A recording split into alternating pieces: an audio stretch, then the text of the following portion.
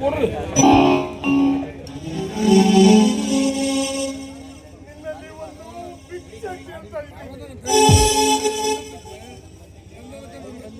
ಅದು ಮಾತ್ರ ಇಲ್ಲ ಅಂತ ಕೇಳಿ, ಏನಂತ ಕೇಳಿ.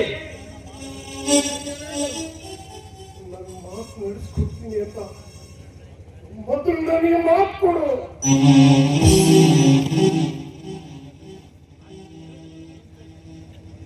ಏನ್ ಕೇಳ್ತೀರಿ ಕೇಳಿ. ಸುತ್ತ 40 ಹಳ್ಳಿಗೆ ನಮ್ಮ ಮನೆತನ ನ್ಯಾಯವಂತರ ಮನೆತನ. ಇಂತಹ ಮನೆತನದಲ್ಲಿ ಹುಟ್ಟಿದ ಮಗ ಇಂತಹ ಕೀಳು ಕೆಲಸ ಮಾಡಿದನೆಂದು ಜನರಿಗೆ ಗೊತ್ತಾದ್ರೆ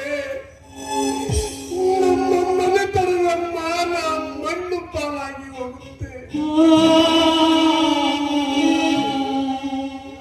10 ಜನರಲ್ಲಿ ನಾವು ಬದುಕಿದ್ದು ಸತ್ತಂತೆ.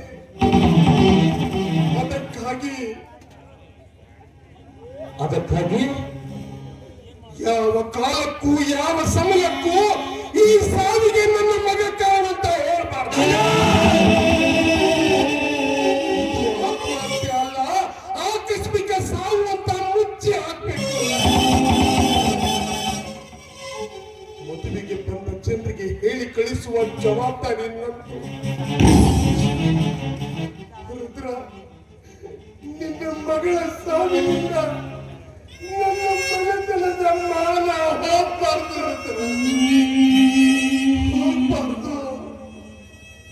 ನನ್ನ ಮನೆತನದ ಮಾನ ಉಳಿಸ್ಕೊಡು ಅಂತ ನನಗೆ ಕೈ ಮುಗಿದು ಮಾಡ್ತೀನ.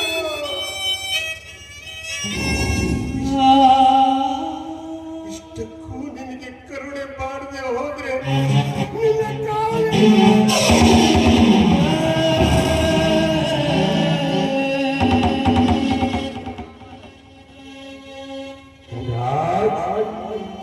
ನೀನ್ ಹೇಳುವ ಮಾತು ಹೇಗಿದೆ ಅಂದ್ರೆ ಹತ್ತರೆ ಕಣ್ಣೂರು ಬಾರುವಂತ ಅಲ್ವ ಎನ್ನುವಂತಿದೆ.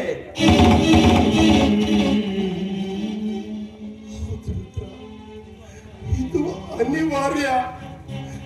ಕೈ ಸುಟ್ಟ ದೀಪದ ಕೋಪಕ್ಕೆ ಪಣತಿಯನ್ನ ಹೊಡೆಯಬಾರದು. ಹೌದು ರುದ್ರ, ಮಗ ಮಾಡಿದ ತಪ್ಪಿಗಾಗಿ ಈ ಮನೆತನಕ್ಕೆ ಕೊಂದು ಬೇಡ. ನೋಡು, ನೀನು ಈ ಮನೆಯಲ್ಲೇ ಬೆಳೆದಿದೀಯ. ಇದು ಒಂದು ಭಾರ ಹೊರು ಅಂತ ನಾನು ನಿನಗೆ ಕೈ ಮುಗಿದು ಕೇಳ್ಕೊತಾ ಇದ್ದೀನಿ. ದಯವಿಟ್ಟು ಇಲ್ಲ ಅಂತ ಮಾತ್ರ ಹೇಳ್ಬೇಡ ರುದ್ರ. ಮಹಾದೇವಿ, ರುದ್ರ ಇಟ್ಟ ಅಭಿಮಾನ ನೀನು ಹೆತ್ತ ಮಗ ಇಡ್ಲಿಲ್ಲ. ಮೊದಲು ನೀನು ಅದನ್ನ ಅರ್ಥ ಮಾಡ್ಕೋ. ನಿನ್ನ ಮಗಳ ಶವದ ಸಂಸ್ಕಾರಕ್ಕೆ ಸಿದ್ಧತೆ ಮಾಡು. ನಾನು ಮದುವೆಗೆ ಬಂದ ಜನರಿಗೆ ಹೇಳಿ ಕಳಿಸ್ತೀನಿ. ಒಂದು ವೇಳೆ ನಿಮ್ಮ ಮಗನಿಗೆ ಮಾತು ತಪ್ಪಿ ನಿಮ್ಮ ಮಗನಿಗೆ ಯಾವ ಶಿಕ್ಷೆಯನ್ನು ನೀವು ಕೊಡದೇ ಇದ್ರೆ ನಾನು ಮಾನವಂತರ ಮನೆತನದಲ್ಲಿ ಹುಟ್ಟಿದವನು. ನೋಡು, ದಯವಿಟ್ಟು ಈ ರೀತಿ ಆವೇಶಗೊಳಗಾಗುವುದು ಒಳ್ಳೇದಲ್ಲ. ನನ್ನ ಮಾತನ್ನು ಕೇಳಿ. ಮಗ ಮಾಡಿದ ತಪ್ಪು, ಆದ್ರೆ ಅವನನ್ನ ಊರಲ್ಲಿ ಇಟ್ಕೊಂಡು ಬೇಡರಿ. ಈ ಊರು ಬಿಟ್ಟು ಎಲ್ಲಾದ್ರೂ ದೂರ ಕಳಿಸೋಣ.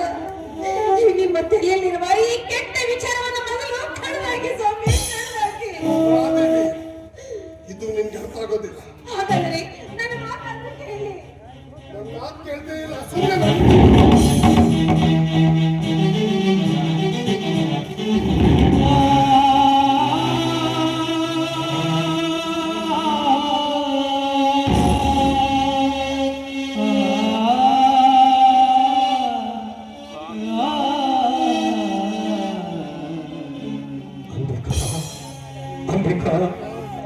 ಈ ವಿಷಯದಲ್ಲಿ ನಿನ್ನ ತಂದೆ ಸೋತು ಬಿಟ್ಟ.